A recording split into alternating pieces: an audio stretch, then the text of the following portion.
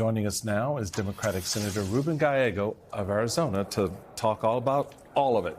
All of the things. Senator Gallego, thank you for joining us.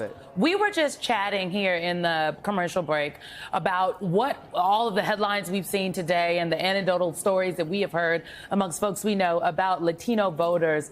And I'm wondering your take, because where we landed is there are many things that galvanize Latino voters to go to the polls, and reminding ourselves that the economy was the top issue for many Latino voters across the board in the last election a year ago today. But you cannot divorce any of this from the images that we're seeing from all over the country, the targeting of Latino and immigrant communities. But we think it's not just one or the other, it's all. What say you?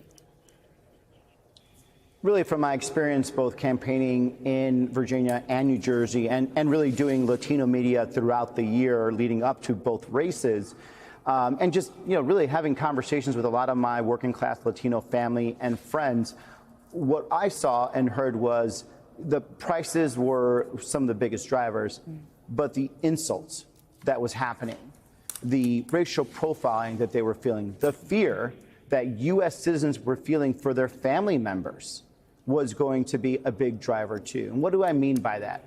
These are people that are middle class, working class Latinos that somewhat agreed actually with the president that the border in 2024 was not secure, and they did not like what they saw.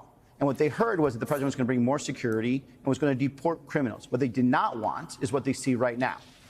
The roundups that are happening in workplaces, where you're deporting people that have roots in the community, that have no criminal history, that are mothers and fathers of U.S. citizens. If you watch your Telemundo Univision, or just see what Latinos are sharing on WhatsApp, on Facebook, on all types of media channels, you're hearing about these families, these parents of U.S. soldiers, of veterans that are being deported, even though they have no criminal history. If you don't think that's going to have an effect with these voters, you're wrong.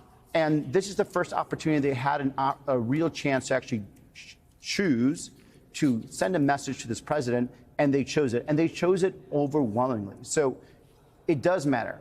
Costs does matter a lot. Latinos, unfortunately, have to figure out their wealth by how many hours they work, and they don't feel very wealthy right now. But number two, they feel attacked. They feel their community is being attacked. They see U.S. citizens, U.S. Latino citizens being detained for days, being held, and families being separated. And now they're going to give a message that it's not going to be tolerated anymore. And guess what? What you saw in New Jersey and Virginia is not the floor. It can actually get worse for Republicans, and they better figure this out. Or actually, I hope they don't figure it out.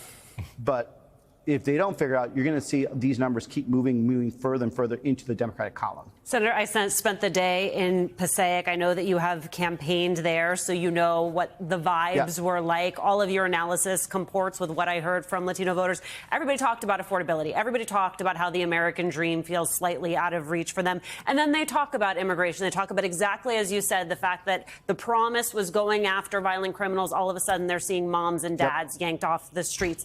It would seem to me that there is an opportunity here for Democrats to go on offense on immigration. I know you have tried to pivot the party in that direction with your framework. You can do both. You can have a secure U.S.-Mexico border and also not focus on folks in the interior. But I wonder, for you watching the results last night, if you felt that perhaps that aperture had opened a little bit, at least as it relates to members of your own party. Members of my own party, and hopefully also members of the Republican Party, because I want to find a solution that stops this chaos that's happening on our streets. We've basically traded chaos on the border for chaos in our neighborhoods, which is extremely unnecessary. And I hope that there's a lot of messages that come, towards the Republican Party, but also to the Democratic Party about this. I want the Democrats to understand what this means. What Latinos are trying to say is they want security. They want safe neighborhoods. They want, people that are here illegally, that have criminal histories, that are preying on our communities. They want them gone, but they want a sane solution to our immigration problems that's going to, allow, millions of these people to stay here, keep their roots here. Some of them become citizens. Some of them just have some level of permanency here.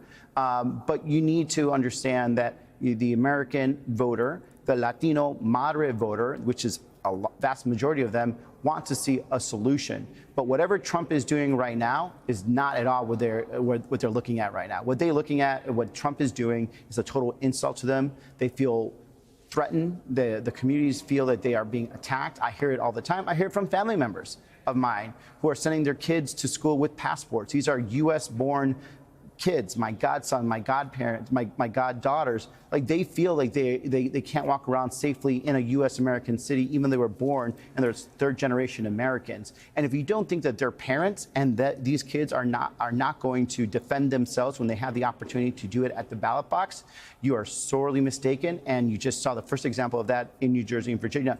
Now imagine what that means in elections coming up in places like Nevada, in places like Arizona, and in places like Texas, where you just gerrymandered a bunch of Latino districts into 50% Latino districts that you think are going to vote for Trump.